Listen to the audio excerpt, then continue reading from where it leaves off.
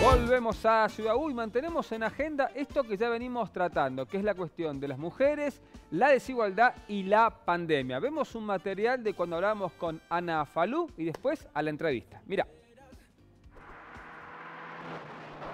Esta pandemia ha tocado de manera feroz a las mujeres, porque cuando hablamos de la pobreza y cuando decimos que hay un 42% de pobreza ahora en el año 2020, medido por el INDEC hasta ahora, por el Instituto Nacional de Estadística, yo creo que lo que hay que decir es que las mujeres son mayoría en la pobreza. Ha disminuido la indigencia, pero las mujeres son mayoría en la indigencia. Y no solo son mayoría en la indigencia y en la pobreza, y esto lo dice CEPAL para toda América Latina, no solo para Argentina, sino que tienen dependientes a su cargo. ¿Por qué? Porque también hay un fenómeno que intercepta este otro y que es el que hay cada vez más hogares unipersonales, y esos hogares unipersonales que están llegando a un promedio de un 30%, o sea, hay ciudades y lugares donde hay mucho más. La pobreza tiene un alto porcentaje de hogares a cargo único de mujeres, bajo única responsabilidad de mujeres, que tienen la responsabilidad de sus dependientes. O sea, están a cargo no solo de los hijos y las hijas, de les hijes cuando los tienen, sino de otros dependientes, de otras dependientes, hombres, mujeres, viejos, enfermos, discapacitados, parientes. Entonces, esto es lo que no se connota cuando hablamos de la pobreza o de la indigencia en la población. Tenemos que saber quién es esa población.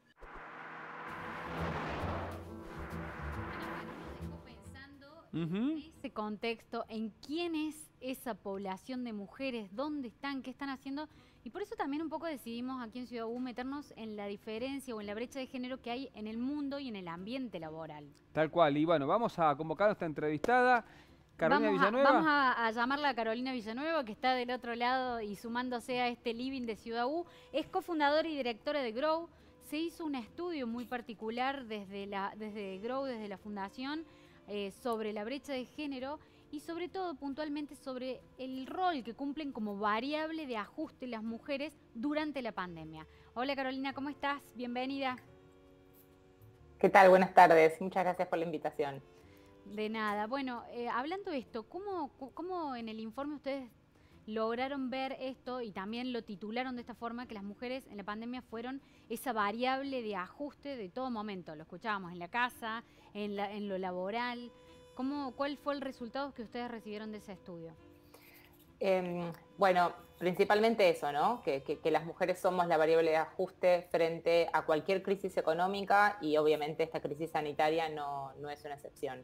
Nos referimos a esto porque nosotras las mujeres estamos sobrerepresentadas entre los pobres, justamente recién mi colega lo explicó de forma muy clara en el video, y lo que nosotras queríamos un poco analizar y medir desde Grow es qué es lo que está pasando con el tiempo de las mujeres en este contexto de pandemia, para entender que con la caída de los servicios escolares, con la caída de todos los servicios de cuidado, con un contexto de aislamiento y básicamente de aislamiento de la sociedad, todas estas tareas que nosotros tercerizábamos o que teníamos desarrolladas en el mercado se han absorbido dentro del hogar, y esto ha significado muchísimo tiempo, sobre todo por parte de las mujeres, para poder realizarlas. Entonces, ¿qué es lo que está pasando y qué es lo que hoy observamos en Argentina?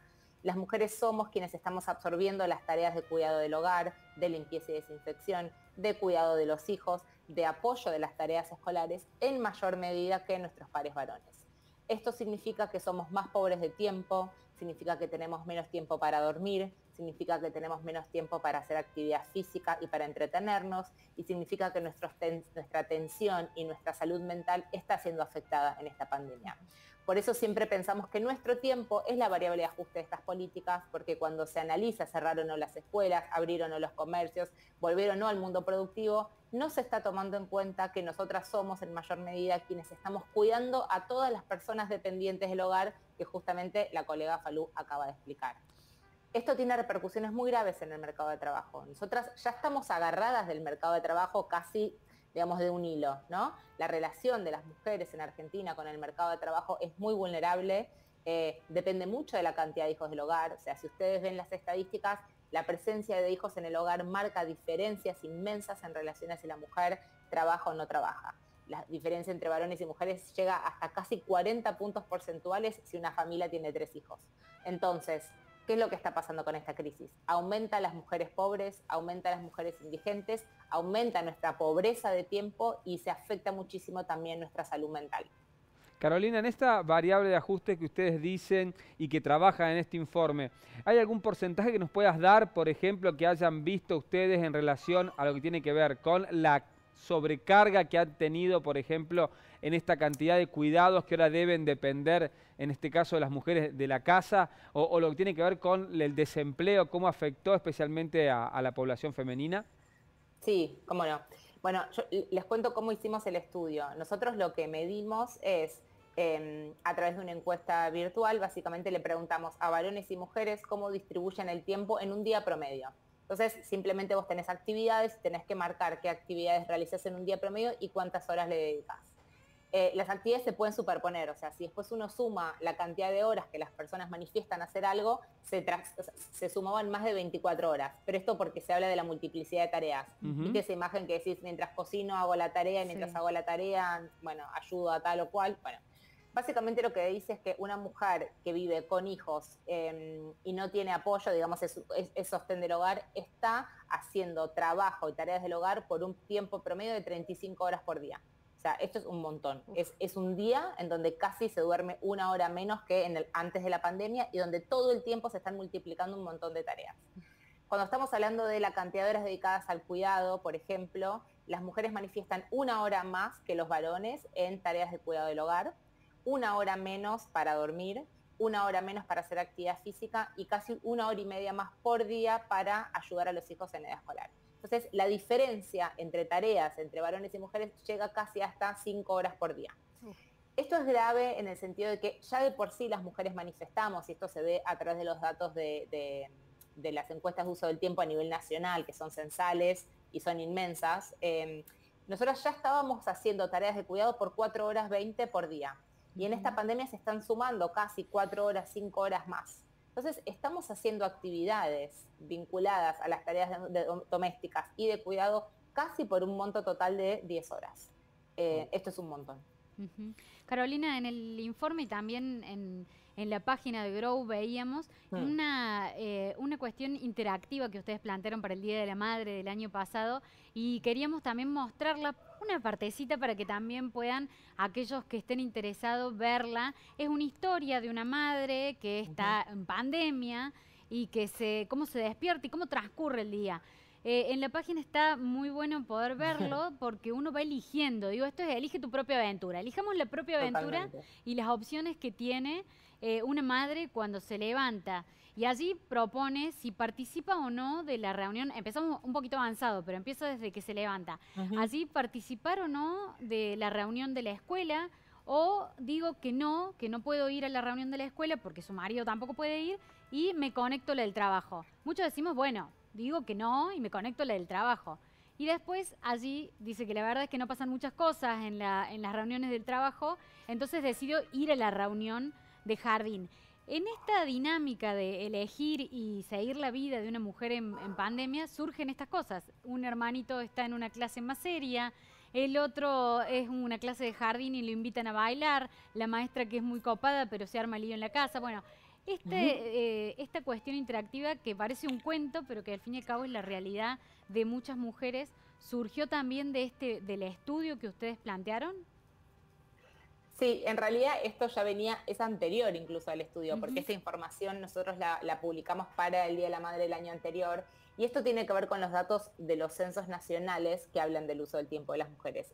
Estos son ya directamente la realidad de lo que pasa en Argentina y en todos los países de América Latina en relación a la distribución de las tareas del cuidado. A ver, esto tiene, ¿cómo decirlo? ¿Por qué es tan importante esto, no? Porque uno dice, bueno, ok, está clarísimo, las mujeres se encargan de las cosas de la casa, pero ¿qué pasa? La contracara de quien se encarga de las tareas de la casa es el vínculo con la relación laboral. No es menor el dato de que la mitad de las mujeres en edad de trabajar en Argentina trabaja o busca trabajo.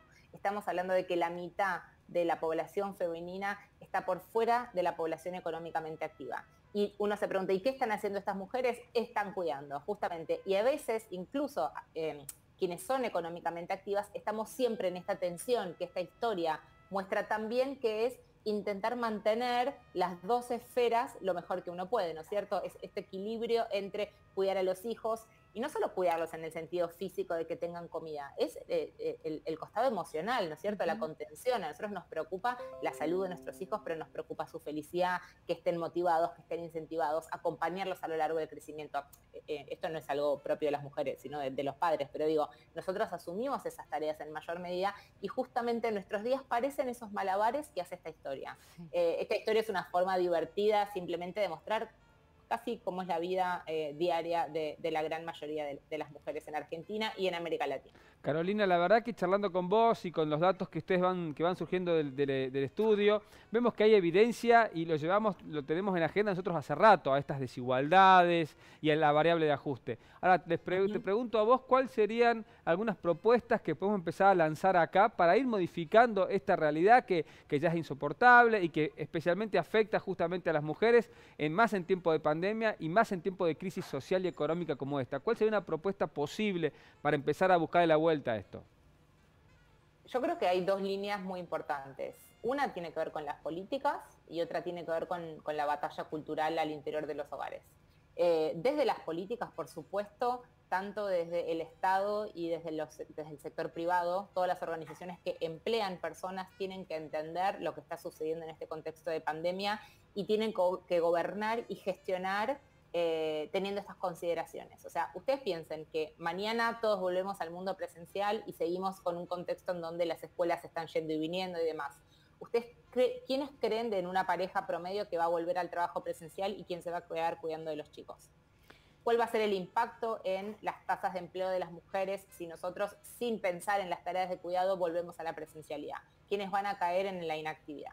Entonces, una primera propuesta tiene que ver con que desde el gobierno y desde las empresas se empiece a comprender un poco esta situación en términos de la presión que se ejerce sobre los trabajadores y trabajadoras, en términos de los objetivos, en términos de acompañar y estar cerca de los empleados y empleadas para ver cuál es su contexto y configuración familiar y cómo se los puede ayudar. Desde el gobierno, por supuesto, hay que repensar todo el sistema de cuidado y el sistema de licencias, una ley de contrato de trabajo que hoy le dice a los padres que su rol es cuidar de sus hijos 2 días después de haber tenido un niño o una niña, básicamente les está diciendo que su rol ahí no está. Totalmente. Y que el rol de las madres es maternar y el de los padres es producir. Entonces todo el sistema de licencias tiene que repensarse y obviamente el Estado tiene que ofrecer un sistema integral de cuidados en donde no solo desde los niños, las personas con discapacidad, los adultos mayores, la vida se ha prolongado mucho y a lo largo de la vida siempre hay personas dependientes alrededor nuestro que requieren contención y cuidado. Y tenemos que tener ayuda, ¿no? Tenemos que tener espacios donde se ofrezcan servicios de calidad, donde podamos contar para co-criar, co-cuidar a todas las personas. Y por el lado de la batalla cultural, yo todavía no veo grandes movimientos de varones pidiendo mayores licencias, pidiendo mayor involucramiento en la vida doméstica y digamos, en la participación de ese aspecto del cuidado y de la vida de los hijos.